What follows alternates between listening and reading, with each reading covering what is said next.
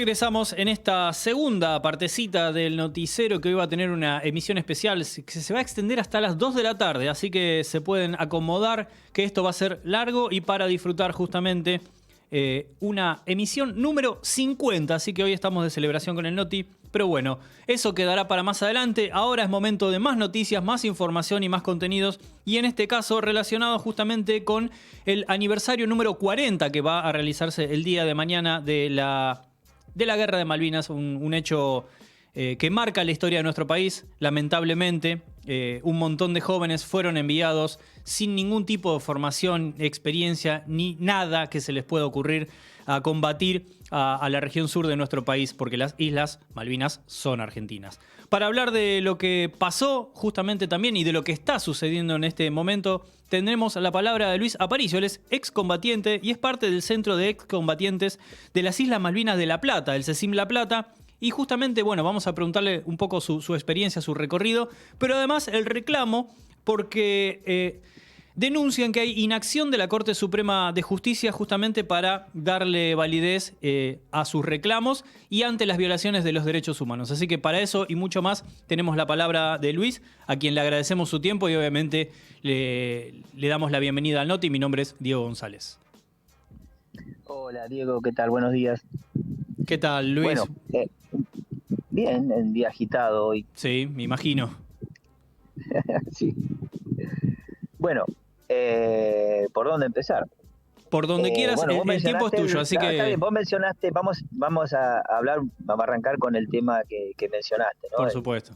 El reclamo que se está haciendo la Suprema Corte de Justicia. Bueno, el CECIM es querellante en una causa que lleva desde el año 2007, está en los tribunales, originalmente los tribunales de Río Grande, Tierra del Fuego, que son numerosos testimonios de soldados, básicamente, digamos, chaqueños, correntinos, que sufrieron estaqueos y otro tipo de vicisitudes a manos de propia tropa, digamos, ¿no? Es decir, serían causas de torturas,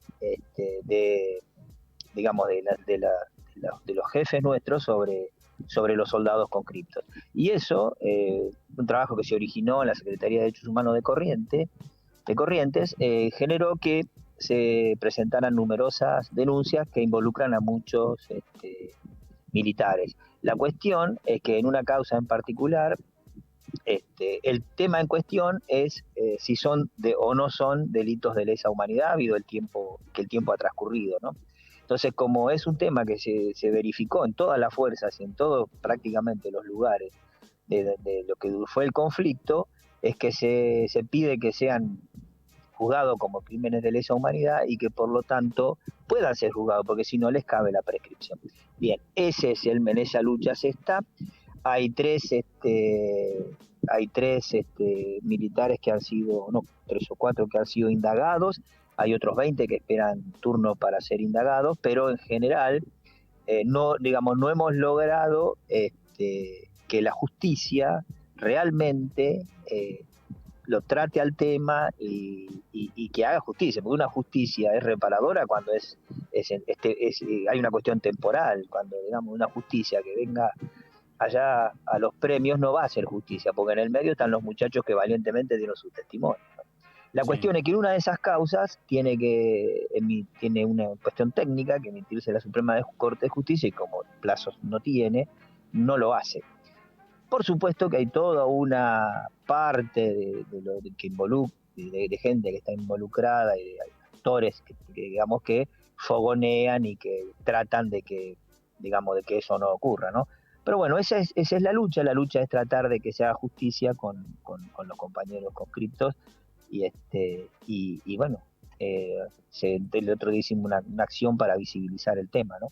Tal cual. Bueno, recién hiciste mención justamente del estaqueo. Hay muchas personas que por ahí no saben qué significa o qué sucedía cuando se realizaban estas acciones por parte de los jefes militares en Malvinas. ¿Querés rápidamente resumir de qué se trata? Bien, el estaqueo viene es una práctica muy antigua que consiste en atarlo de manos y de pies a algo fijo, una estaca, por eso de ahí viene el que está estaqueado, sí. Una estaca en el piso y atarle las manos y los pies a esas estacas, puestos sobre el piso y dejarlo horas. eso en Malvinas, donde con el clima que había, perdón, eso era una práctica que se tenía de la época de siglos anteriores, y que el ejército, evidentemente, o sea, que las Fuerzas Armadas no habían erradicado. Y eso lo aplicaron en Malvinas.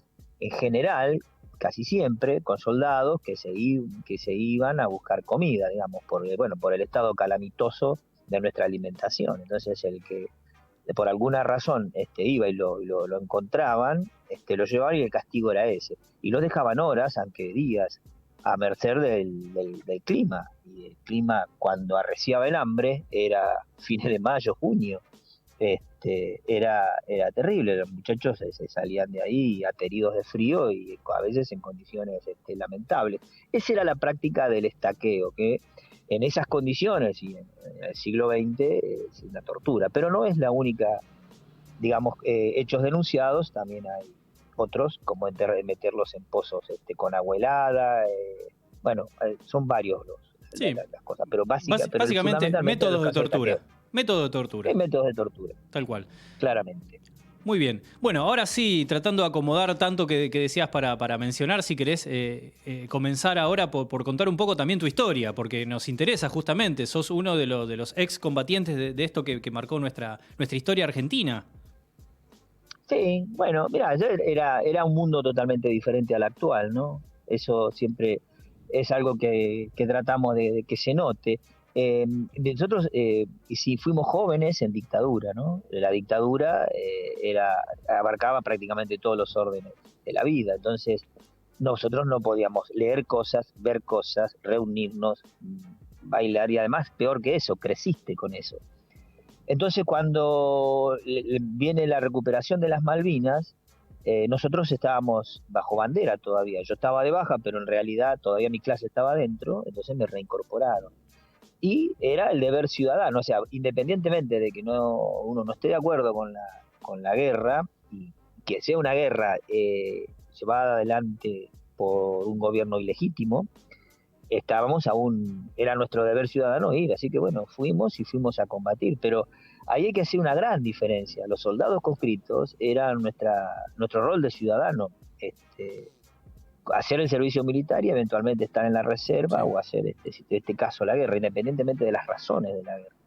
Y por el otro lado, todo lo que era lo militar, que era la misma gente que estaba en el poder, que dicho sea de paso, en ese momento llevaban a los 6 años en el poder, un poder absoluto que habían tenido construido, y fuimos con la misma gente. No toda la misma gente digamos, habrá acometido las atrocidades que la dictadura cometió, pero sí hubo gente que las hizo.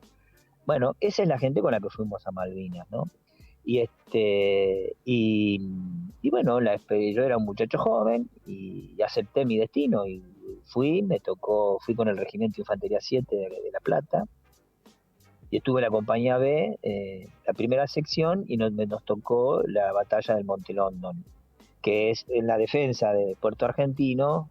Era uno de los montes donde se esperaba que los ingleses, cuando vinieran desde el centro desde el otro lado de la isla, la atraviesen a la isla y para llegar al pueblo. Efectivamente, eso es lo que ocurrió la noche del 11 al 12 de junio. Y el combate de Monte London duró hasta del 11 al 12, bueno, hasta que llegaron al pueblo, que se produce la rendición el 14 de junio. Pero bueno, en el momento que fue el ataque comenzó esa noche, del 11 de junio, y bueno, y después de unas horas que los ingleses intentaron subir, lo lograron, y ahí se produjo, digamos, un choque donde hubo muchos muertos de ambos lados. Y quedamos algunos con el tiempo, con el pasar de las horas, aislados del lado de los ingleses, y después, sobre ya avanzada la noche, fuimos siendo tomados prisioneros, y nosotros hicimos un camino diferente a los que, digamos, fueron resistiendo y corriéndose hacia el pueblo mientras resistían, que eso continuó, digamos, la guerra. Entonces yo ahí comencé todo un periplo con los ingleses estando de prisionero, que pasé por varios lugares sin saber a ciencia cierta qué era lo que pasaba, ¿no? Ni cuál era nuestro destino. Bueno, por suerte no tengo heridas que se vean, pero sí el compromiso para con los muchachos que murieron en Malvinas, particularmente mis compañeros, y a los que estando prisioneros me tocó la triste tarea de enterrarlos ahí en la montaña, porque los ingleses los ordenaron. Bien. Ahí recién hiciste mención de que medio como que no sabías tu destino. ¿Tenías instrucciones claras? ¿Sabían qué es lo que estaba pasando, la situación? ¿Cómo era el escenario para ustedes ahí, digamos, en terreno? La instrucción era que no, los ingleses no tomaban prisioneros. Eso era la instrucción que teníamos, ¿no? O sea, lo que nos decía que nos iban a degollar los burkas. Entonces, pero bueno, ocurrió la batalla y la batalla fue cruenta, sangrienta y hubo muertos, heridos, algunos alcanzaron a replegarse atrás y seguir resistiendo y otros quedamos aislados en el terreno porque bueno, fue un tsunami de soldados ingleses. No teníamos instrucciones particulares, en teoría no iban a tomar prisioneros, sí estábamos prisioneros. Tampoco los ingleses sabían que hacer mucho con nosotros, pero la guerra continuaba. Entonces, a la mañana siguiente, por eso te decía, nos hacen enterrar a los muertos y después nos sacan y nos llevan y seguimos todo un periplo, digamos, por dentro de la isla, pasando por otros lugares, en Firro y después en San Carlos, donde pero digamos, pero no teníamos instrucciones en sí. Y el que no, que yo te decía que no sabía cuál era nuestro destino, es porque la verdad, nosotros no sabíamos lo que nos esperaba al minuto siguiente. O sea, esperábamos que nos maten. Y si no nos matan, hasta que sea, ¿qué va a pasar con nosotros? Y después de 2 noches llegamos a un lugar donde nos dicen que somos prisioneros de guerra. Ahí ya sabíamos que no nos iban a matar, pero tampoco sabíamos qué iba a pasar y además desconocíamos cómo seguía la guerra, ¿no? Entonces, nada, suponíamos que nos iban a llevar a Inglaterra, a la Isla Ascensión, a Uruguay, y de golpe todo se precipitó y aparecimos en Puerto Madryn. Pero digamos, nunca pudimos, no teníamos información y los jefes nuestros, en realidad, salvo algunas excepciones, nos dejaron solos y se fueron. Era un trato entre los ingleses y nosotros los conscriptos, que estábamos prisioneros. Luis, imagino que hay recuerdos y imágenes y escenas difíciles de borrar, pero no quiero llevarte a ese lugar, sino todo lo contrario. Digo, ¿qué se siente cuando, por ejemplo, en el común de la sociedad nosotros los denominamos como héroes, les damos ese valor que tienen y que son parte de la historia de nuestro país? ¿Cuál es la sensación tuya en ese sentido? Bueno, es un zapato que nos queda demasiado grande, me parece. Sí, héroes son los compañeros nuestros que fallecieron, esos son los héroes. Nosotros nos tocó un rol del cual estamos orgullosos de haberlo hecho, porque teníamos, digamos, estando bajo bandera, nos tocó defender la patria, en las condiciones que se hicieron. Pero digamos, a ver, lo acepto a esta altura del partido, no sin cierta incomodidad, porque es una cosa que uno sabe en el interior de nuestro corazón, que por encima de todo están los chicos, amigos nuestros que murieron, que todavía tienen 19, 20 años, y que no pudieron ser lo que querían ser. Entonces, que a nosotros nos digan héroe nos da una cierta incomodidad, pero bueno, entendemos. En todo caso, nos gusta que la gente nos recuerde y que se interese por las cosas que pasaron y por las cosas que decimos, porque Malvinas es más que la guerra, y las cosas que cruzan a Malvinas tienen que ver con cosas que son actuales. Habla de soberanía no solo geográfica, sino económica, cultural, fundamentalmente, qué sé yo, económica, educativa, o sea, en todos los términos que abarca, digamos, soberanía, que es la capacidad de tomar decisiones propias y soberanas, y ya vemos que estamos, por ejemplo, comprometiendo la soberanía económica. Tal cual. Bueno, sí, para finalizar, bueno, desde ya te hago la consulta de cuáles son los pasos a seguir en este reclamo que están realizando, si hay algún tipo de respuesta por parte de algún organismo, incluso desde la justicia. No, de la justicia aún no hemos tenido respuesta, pero bueno, es entendido que la Corte no tiene plazos, suponemos que probablemente lo atienda. Pero no son los únicos acciones que se hacen. Nosotros fuimos partícipes importantes en el tema de la identificación aunque la medalla y la cucarda se la hayan colgado otros, es algo que también nosotros participamos, porque bueno, en mi caso personal, enterré los compañeros y hubiese jurado hasta el día de mi muerte que estaban en la montaña enterrados, y efectivamente los ingleses los sacaron y los llevaron a ese. Entonces la lucha por la identificación fue una lucha que nosotros tuvimos, la lucha por saber las cosas como ocurrieron, las que no se pierda la causa de Malvinas, y una serie de cosas que el CECINA hace. Por supuesto que también está, y es importante, el tema de las causas por tortura, ¿no? Bien. Pero bueno, o sea, la lucha continúa, o sea, tenemos 60 años y seguimos luchando. Por supuesto que sí vemos que hay, digamos, las nuevas generaciones, le tenemos mucho más confianza, estamos contentos y alegres de la apertura mental que tiene gran parte de la gente joven. Bueno, y nosotros lo que no queremos es que la causa se pierda, por supuesto. Tal cual. Bueno, ahora sí, para finalizar, me parece que bueno, desde ya nuestro más sentido homenaje y respeto hacia todos ustedes, pero bueno, qué mejor que aprovechar un minuto y que quieras, incluso ya fuiste diciendo algunas cosas que nos van a quedar, pero bueno, a modo de cierre y en este homenaje, qué mejor que tener tu propia palabra si querés compartir algo para todas las personas que están del otro lado escuchando y viendo el noticiero. Bueno, nada, yo te podría decir que Malvinas es muy importante para mí, pero no me define, soy muchas cosas más, además de ser excombatiente. Pero si todos los días, es cierto, me recuerdo Malvinas y me recuerdo a los chicos, los compañeros nuestros, ¿no? Entonces creo que nada, en estos días, estos 40 años, es todo por la memoria de nuestros compañeros caídos. Eso nada más me gustaría decir. Muy bien. Luis, muchísimas gracias por tus palabras, por tu recuerdo también y por todo el recorrido que hiciste y que estás haciendo con esta lucha. Así que desde ya muchísimas gracias, agradecemos el nombre de Punto Cero, ahí están llegando mensajes también. Y lo único que te voy a decir es, bancate el título de héroe, ¿qué va a ser? Bueno, gracias. Bueno, gracias por llamar.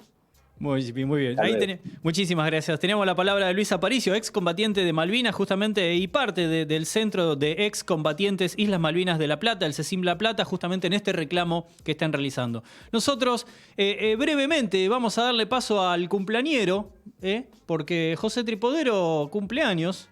Nada, ¿cuánto ve? 20, 30 apenas, ¿no? Ah, no, 40 me dicen del otro lado. ¡40! Ah, bueno, ya... Es un hombre grande, el señor. Así que bueno, igual te aviso, José, por experiencia, que los 40 son los nuevos 30, así que quédate tranquilo. Pero no vamos a hablar de ese tema, lo que vas a hablar vos es justamente de la actualidad de la NBA, del mejor baloncesto del mundo. Así que sin mayores preámbulos, escuchamos a José Tripodero, nuestro especialista. Hola, muy buenos días. Soy José Tripodero, les traigo aquí las novedades de la NBA. En esta primera parte de la columna hablemos un poco de las posiciones de cada una de las dos conferencias.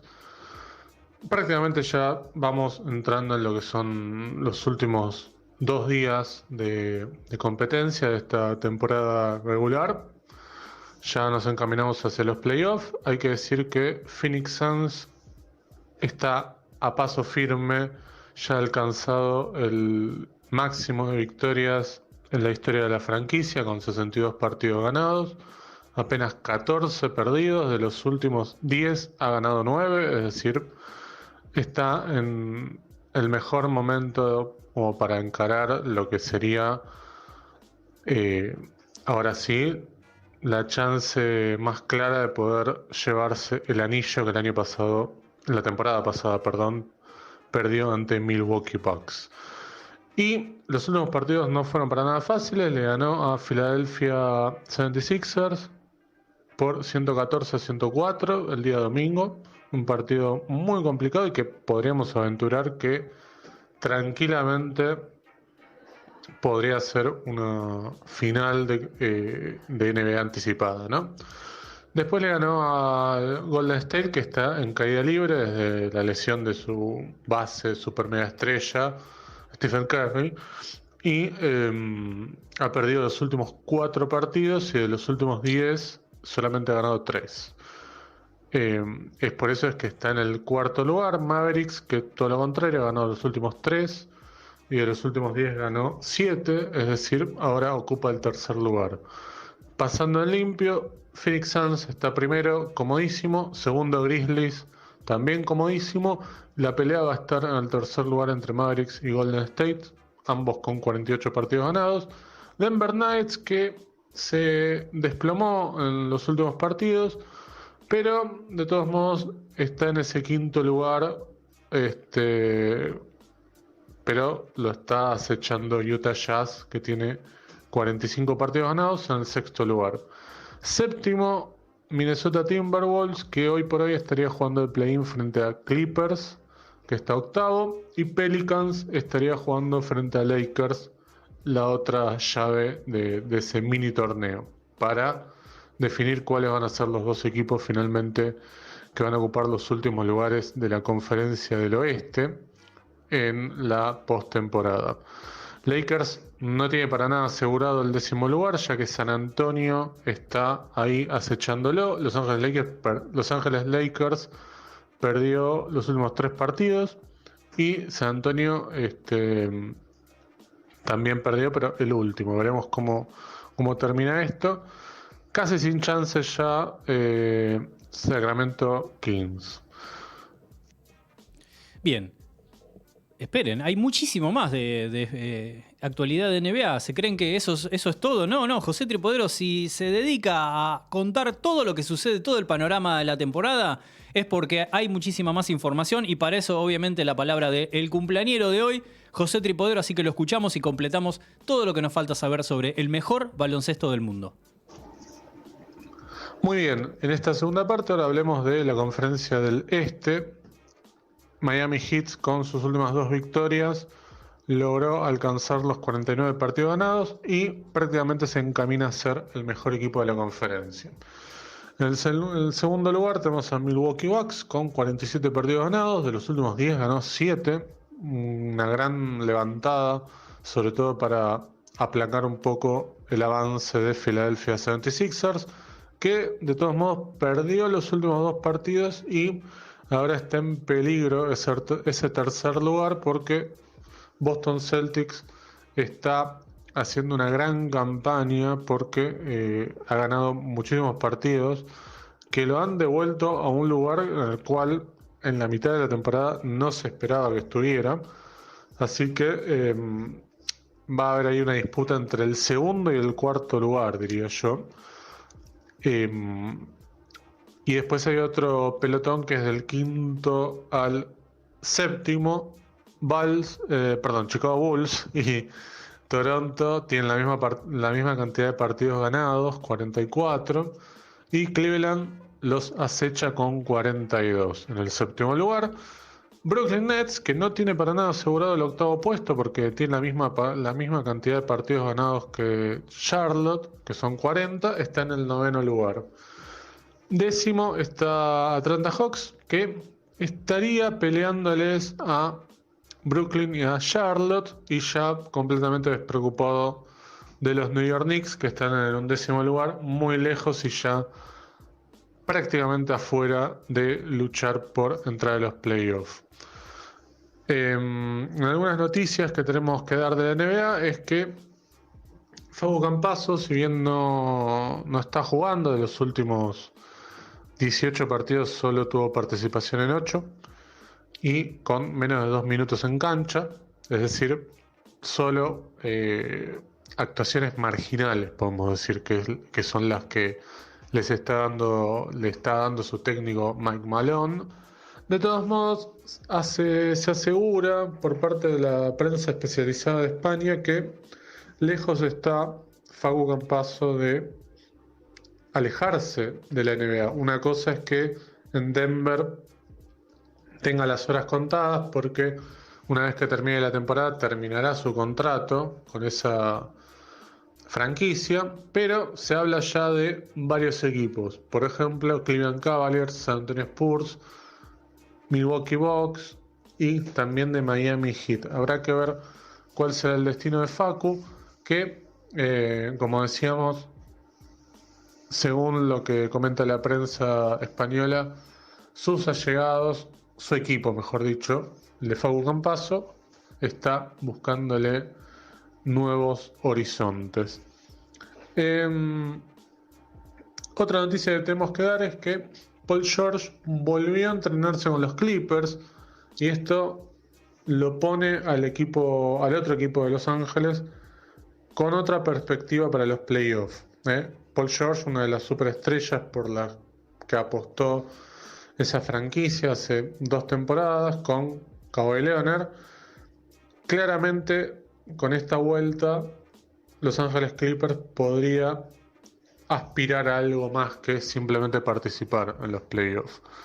Así que hasta aquí llegamos con las noticias de la NBA de esta semana. Ya la semana que viene vamos a tener por lo menos bien definido los equipos que van a jugar del primero al sexto de cada conferencia y entraríamos en lo que se llama este mini torneo de play-in. Me despido hasta la semana que viene. Adiós. Muy bien, esa fue la palabra de José Tripodero y nosotros rápidamente nos vamos al flash informativo con las noticias que hay que saber para este viernes. Una canción y volvemos con mucha más información en el noticiero número 50.